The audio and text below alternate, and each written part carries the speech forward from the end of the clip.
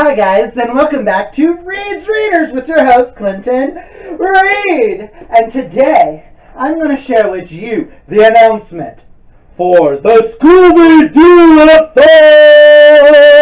Athon. So I'm wearing my Mystery Machine t-shirt. Love me some Scooby Doo. I will be co-hosting the Scooby Doo Athon with Simone from Me, Simone and I, and Emily from Novel's Novels. And it'll be taking place September 2nd through September 15th. And we have 7 amazing challenges and a bonus if you feel so inclined. If you want to read a book for every challenge, you can have that bonus challenge to have fun.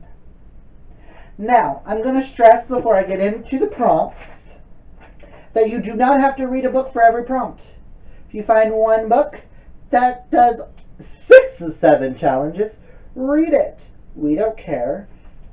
But yes, Simone came to me and asked me if I wanted to be a part of this because she knows I'm such a big Scooby-Doo nerd.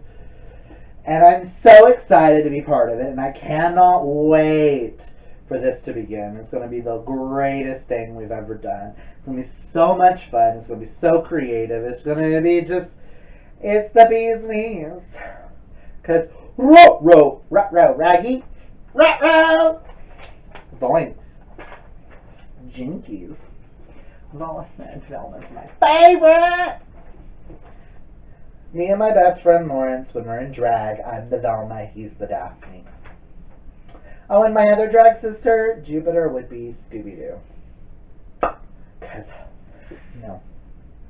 that's the tea. But I've got my handy piece of paper here to read off all the prompts, and I've got a few suggestions. Well, one suggestion for each, just to make this fun and interesting. So I made you recommendation videos throughout August. If you want any help on any of these, comment down below and let me know. And me, Simone, or Emily can come up with ideas and give you some suggestions. First prompt is Scooby-Doo. A book starting with the letter R, because he's always like, Ruh-roh, Reggie! Ruby-dooby-doo! So that is a horrible impression, but sorry guys. And for this suggestion, I've got Roar by Cara Cormack. I just glanced at my shelves, and it's the first book that started with the letter R. Which, if you don't have any books with the letter R, I don't know about Simone or Emily, but I will accept if you want to read like Nora Roberts, the last name being an R, Rick Riordan, stuff like that. If you don't have any that start with the letter R that you really, really want to get to, I'll accept an author name, because it's still on the cover. 2 is Shaggy. Read a book in your best friend's favorite genre. Like, Completely Mel would be considered one of my best friends here on book 2, and her favorite genre are fairy tale retellings. So I would have to read something like Heartless. By the way, 5-star read. Good book. Next is Velma, my fave. Read a book with a genius protagonist. Now this one's open for interpretation. You could read something like Sherlock Holmes, because we all know he's a genius. Or you could read something like Confessions of a Shopaholic, because she's a genius when it comes to shopping. Or if you want to read something that's similar to like Legally Blonde, and someone who is a genius when it comes to fashion and stuff like that. It's all up to interpretation. You want to read a book about a genius that deals with birds. You want to read a book about a genius serial killer. That's so up to you, and this one's like the one that's open to interpretation for everyone. Next, number 4, Fred. Read a book with blue and white on the cover, because we all know he's always wearing it. Prime example, Fault in Our Stars. Maybe a preview for my TBR. It's blue, and there's a lot of white on the cover. Next is Daphne. Read a book that you bought solely because of the cover. Bought or got from the library or whatever, but you think that cover is stunning. It was the original reason you grabbed it, and you're like, what is this about? Prime example for that, something like A Curse So Dark and Lonely by Bridget Kimmerer. Because that cover is stunning. I've learned fairy tale retellings that have some of the prettiest covers. Next is Scrappy Doo. Read a book that's underneath 200 pages. And for this I have two examples. You could read a graphic novel like I Hate Fairyland, Volume 1. So recommend this graphic novel series. Or read a book that's got 98 pages, like I Know What You Did Last Summer. Or if you want to read a poetry collection, read whatever you want to read, but it has to be under 200 pages, because you always need a short book or a short read for every read-a-thon. And lastly, we have Mystery Machine, and that is to read the group book. And that is Meddling Kids by Edgar Cantero. Let me read the book so that you guys know what we're talking about. This was also, by the way, was pitched to us as Scooby-Doo meets Cthulhu. Scooby-Doo meets this little Cthulhu creature.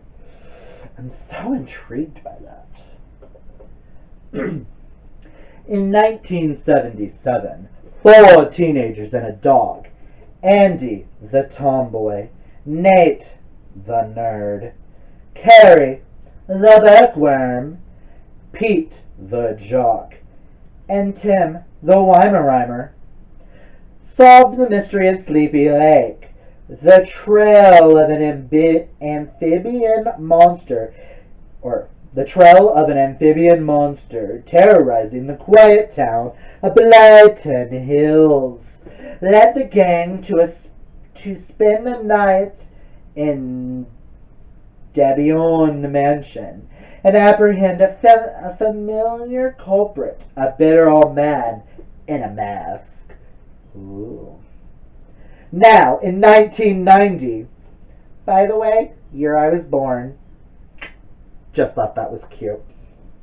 In 1990, the 20-something former teen detectives are lost souls plagued by night terrors and Peter's tragic death.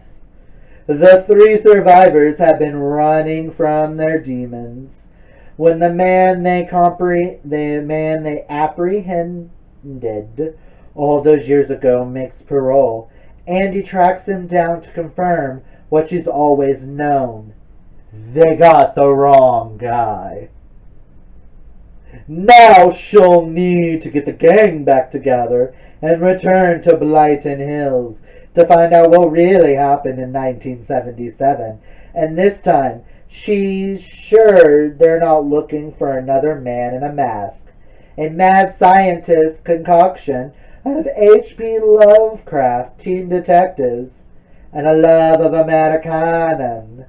Edgar Cantero's Meddling Kids is a story filled with rich horror, thrilling twists, outright hilarity, and surprising poignancy.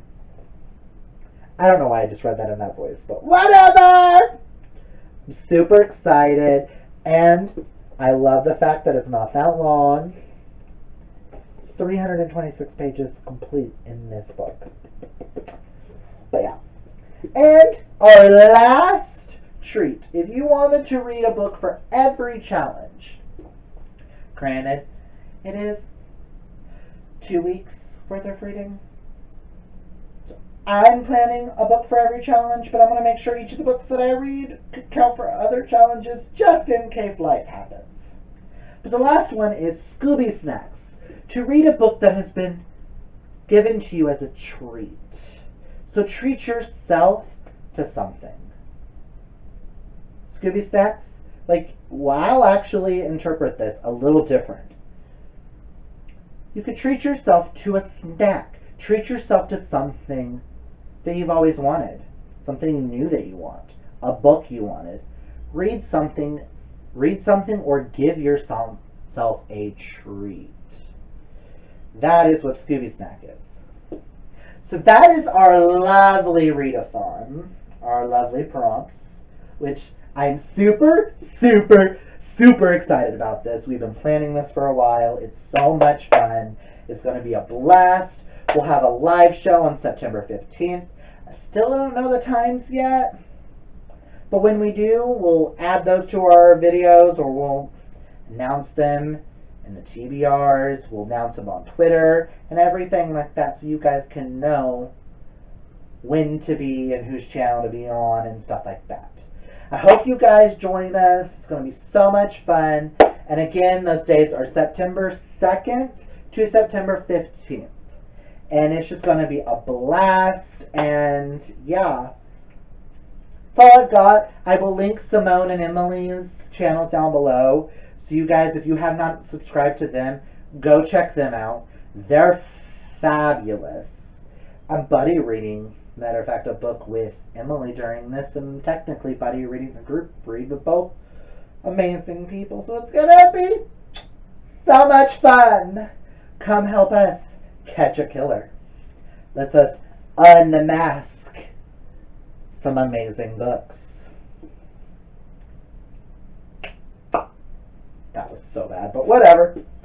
But yes, that's all I got for you guys. If you like this video, hit that thumbs up. And if you haven't yet, subscribe. And until next time, remember kids, reading is what? Fundamental. Bye!